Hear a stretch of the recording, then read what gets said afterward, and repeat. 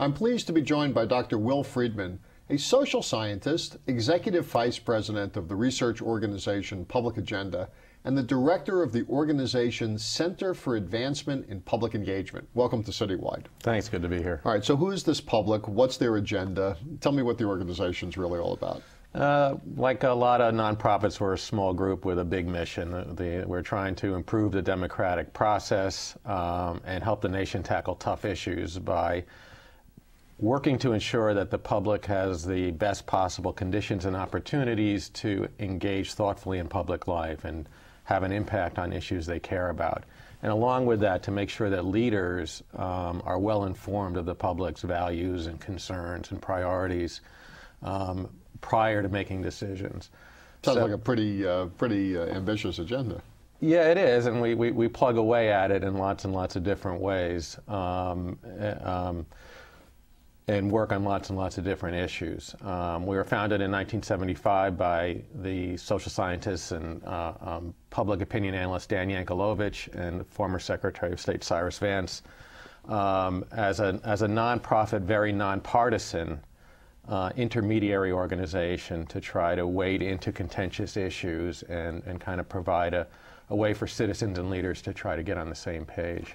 Part of your mission is to help elected officials or other public policymakers understand what the public is thinking.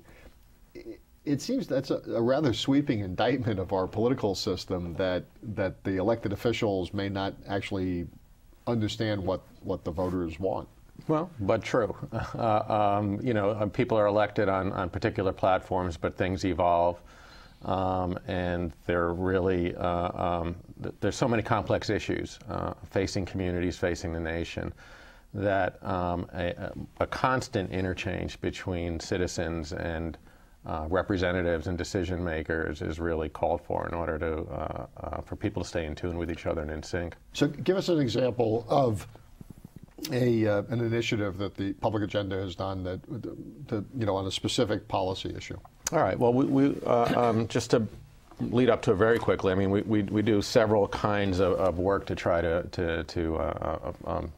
fulfill the mission, which we do some in-depth public opinion research on lots of different issues. That's polling. Yeah, polling, survey work, focus groups, qualitative, quantitative public opinion work to really get a sense of where the public is and help leaders understand that. Nonpartisan, we're not trying to convince, we're not trying to push a particular point of view. So we may do something on homelessness. We do a lot of work around education reform. It's a specialty of ours, foreign policy, et cetera. We create a lot of citizen guides, nonpartisan guides to issues to help citizens understand the different solutions and paths that the community or the nation can go down. And we do a lot of public engagement work, which is my wing of the organization, which are initiatives to help communities tackle tough issues and create a more civic capacity to be much more inclusive and bring a lot of people together to solve problems. So as an example, we've been doing a great deal of work in the Kansas City region on helping local leaders improve math, science, technology, education.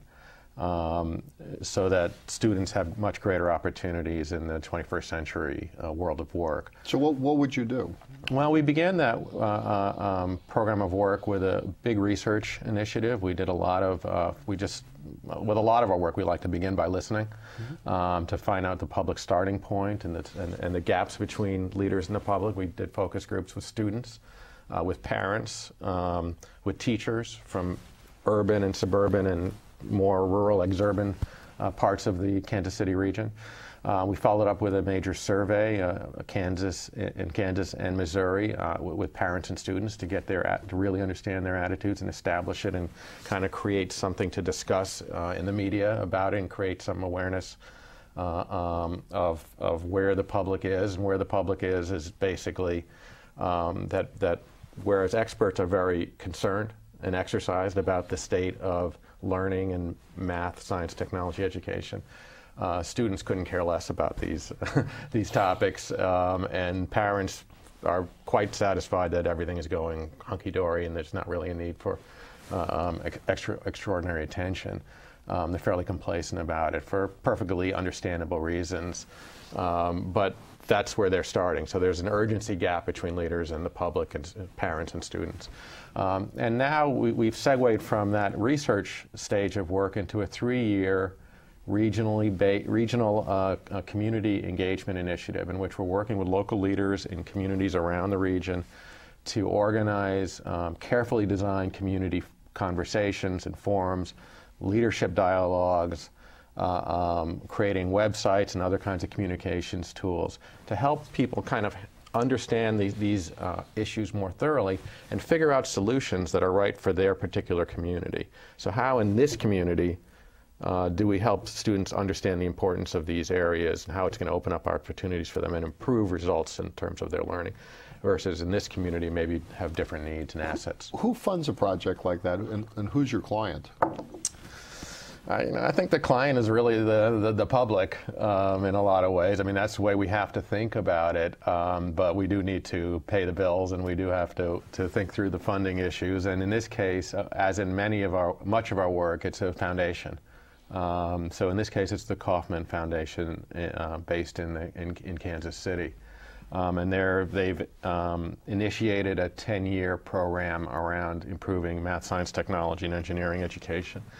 And this is one part of that work. So let me ask you, not necessarily about their motivation, but in terms of the consequences of engaging in a project like this.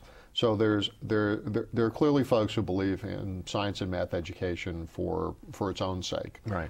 There are folks who would look at a industrial Rust Belt, I don't mean that in a derogatory sense, but Midwestern industrial city and say its future has to be in investing in a base of innovation and technology and knowledge for its future economy.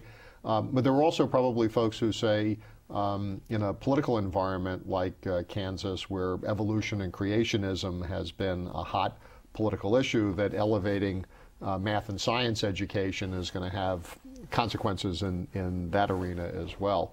So, do you think through those kinds of things before engaging, and how do you navigate that? Well, one of the things one of the things we always do to try to get a bead on those kinds of dynamics is to do some qualitative research early on. So we do some focus groups and see if those issues come up, and we do focus with the regular folks, and we want to see if those issues come up. Now, certainly some politically motivated, organized groups could always inject that into the process, and we'd have to deal with it. But the first thing we want to know is the general public, the average citizen, do they have those kinds of issues on their mind, and is it just going to pop out into the process of its own without being politically injected in some way? And we found that both the general public and a lot of leaders that we spoke to didn't want to go in that direction, and were a little bit self-conscious, embarrassed about it to the extent they knew about it, or it just wasn't on their mind. So it is something that we need to be aware of, and there are little nods in terms of not provoking those kinds of issues. For example, math, science, technology education is sometimes called STEM for short.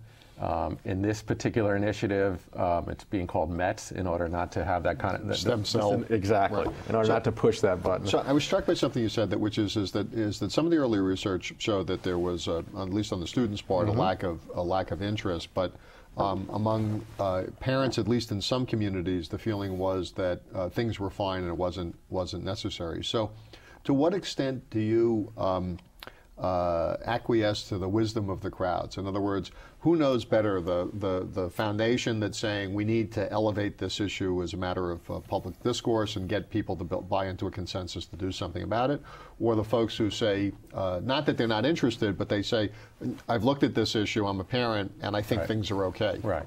But the question is, have they really looked at it?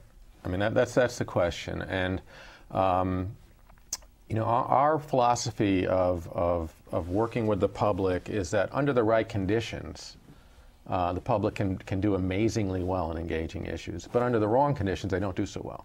And in the natural course of affairs in the sort of political culture that we live in is it does not provide really useful conditions for citizens, for residents to understand issues.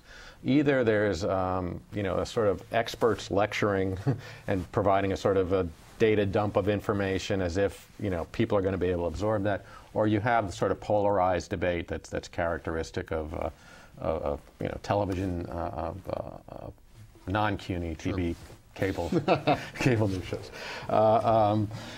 So I mean, it's just not conditions that allow people to really understand issues unless they're, you know, unless it's their profession to do so. So our job is to create those conditions and then see where people come out.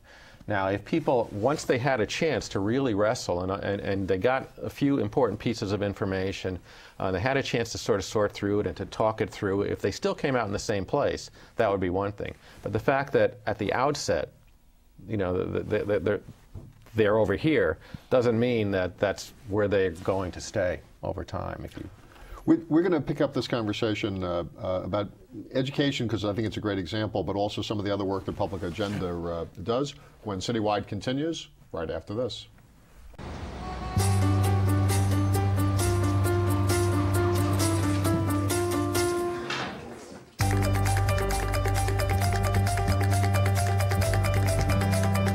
Big dreams and good grades aren't enough to get into college. There are actual steps you need to take. Finding someone who can help is the first and most important. For the next steps, go to knowhowtogo.org. Welcome back to Citywide. We're speaking with Dr. Will Friedman. He's an executive vice president of the research organization Public Agenda. Will, before the break, we were talking about some of the work that the organization has done in education, how you engage parents and students and civic leaders. I was wondering, there are some communities where the school budget is funded by dedicated taxes, and in some communities where the public actually has to vote on the budget as a specific referendum item, as opposed to a city like New York, where the budget is part of what the state legislature and the city council, the mayor and the governor do every year. I was wondering, is there a different level of public engagement in the debate about education if the voters are paying for it through a specific tax and if they're voting for it in terms of what the budget is going to look like every year? I think that's probably true. I mean, I think that there's a greater level of awareness and sometimes orneriness around what's happening with the schools if people are, you know, seeing it come out of their pocket. And in that sense, there's also a lot more attention paid to the public by school leadership oftentimes, although it's not necessarily the kind of attention that really is going to win the day for students in the end. I mean, one of the things I often talk to, I often tell superintendents around this theme is that if you want to do well in engaging the public around funding, you have to engage the public around lots of other issues having to do with student success and not just do it every time there's a bond issue coming up. So I think that dynamic does come into play. Using education again as an example, it seems to me that the teachers' unions around the country have done a remarkably good job of shaping the vocabulary around educational issues. And I point to the phrase, cutting money from the classrooms or putting money into the classrooms. Now, right, unless you're talking about, you know, computers in a limited number of cases, we're not wallpapering the schools with dollars. So I think that putting money into the classrooms is a euphemism for raising teacher salaries, but and that might be a more contentious way of looking at the issue than saying we want to put money into the classrooms as opposed to some other aspect of the school system. So to what extent does the way we talk about it and the way advocacy groups shape their vocabulary affect the public policy perceptions? Yeah, it's enormously important and something that we pay a whole lot of attention to. Essentially, you know, what we see as we look out on the political culture is that a lot of people advocating and trying to frame issues in such a way that they're going to persuade the public or important audiences of their particular solution or their particular, or swing things to their advantage. And one of the things that we try to do is create a counterpoint to all of this framing for persuasion that the public is bombarded with constantly and really has no way to defend themselves against and sort through it effectively. I mean, they can do the best they can, but you have to be a real news wonk to kind of keep up with the whole variety of manipulative and persuasive and attempts to win the public debate. Now, all that is natural. It's nothing wrong with it. It's natural.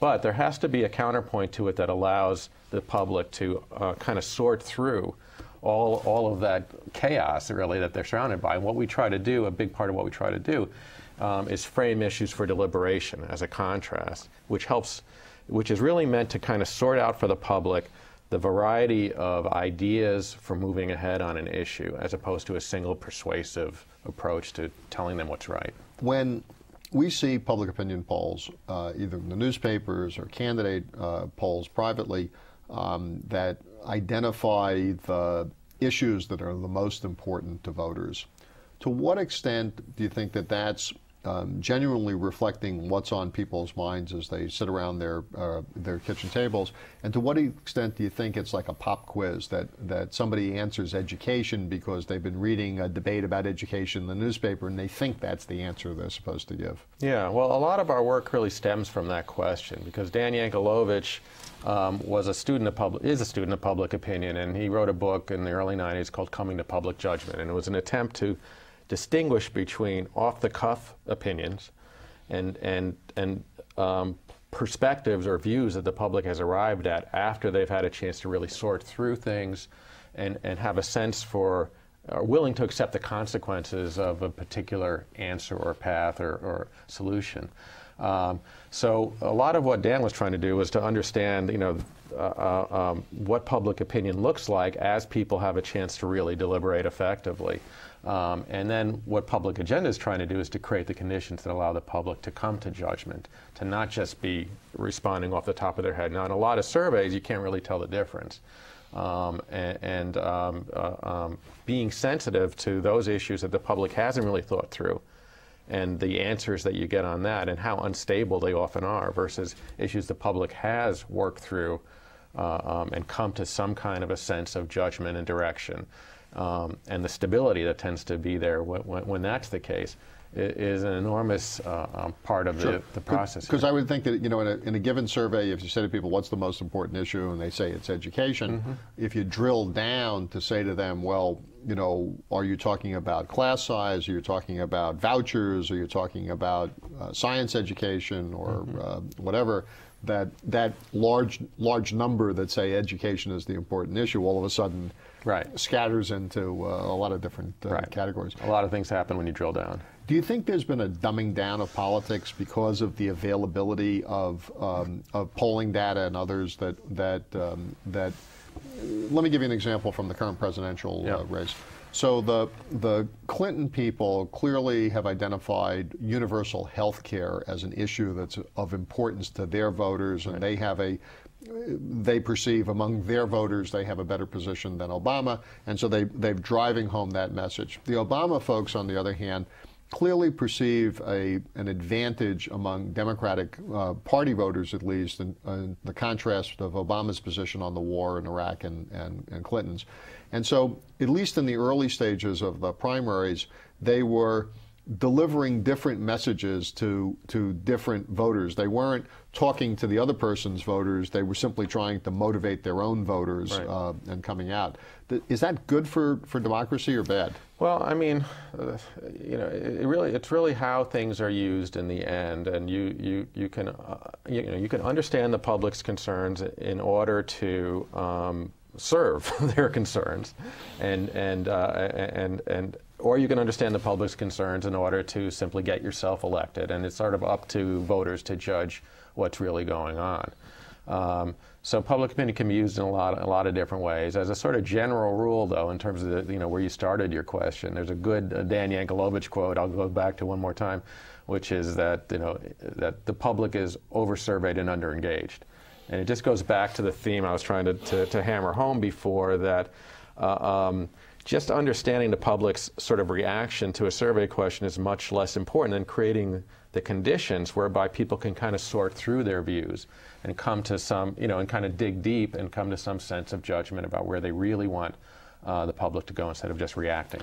You have some experience in creating a culture of engagement in a community. Tell us how you would go about doing that and how it plays out in the real world. Well, I guess I would say that that's pretty much always our aim when we're working with communities. We don't go in to kind of do public agenda events or processes or things like that. We're always working with local leaders to help them develop the capacity to bring together really diverse folks beyond the usual suspects into well-designed processes where people can really sort through issues and get someplace and learn how to kind of communicate more effectively and collaborate and work together on issues. So one case in point that I like to point to is we did some work in Bridgeport, Connecticut in the mid-90s.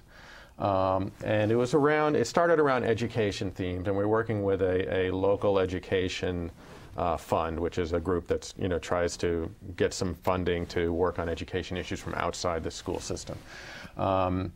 And they were organizing, we helped them essentially design and organize some community conversations around improving the schools. But as we try to do, we train local organizers, train local facilitators. We don't come in and do it. It's a local process and event.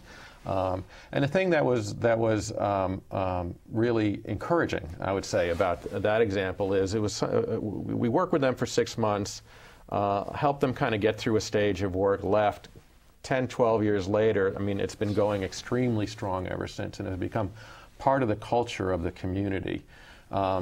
Community dialogue, community collaborative sort of problem solving has spread from education into all kinds of other issues, after school programming, jobs, all sorts of other issues that kind of have some kind of trace back, kind of help kids and families do better in the world.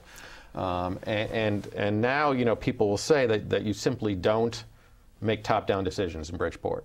The business community has reluctantly kind of bought into the idea of bringing the public into decision-making. New superintendent came in and was immediately approached by a group of community leaders who said, we're going to share this responsibility of improving the schools with you. It's not all you. You can't do it without us, and we're going to, if you fail, we fail as well. And he said he'd never encountered that in going into a school system. So your degrees from the CUNY Graduate Center, indeed, are in psychology and political science. Which is more relevant to your work? Well, they're both pretty relevant, I guess. I think all the social sciences are somewhat relevant, but so are a lot of other things. We're working now with a group that focuses on the arts as a way to provoke dialogue within communities on different issues. So, I think there's a lot of different things that come into play in this kind of work. But I don't know. I can't. I think they both have had some kind of impact on the way I approach it. My thanks to Dr. Will Friedman, Executive Vice President of the Research and Civic Engagement Organization, Public Agenda, and the Director of the organization's Center for the Advancement of Public Engagement. I'm Ken Fisher. Thank you for joining us on this edition of Citywide.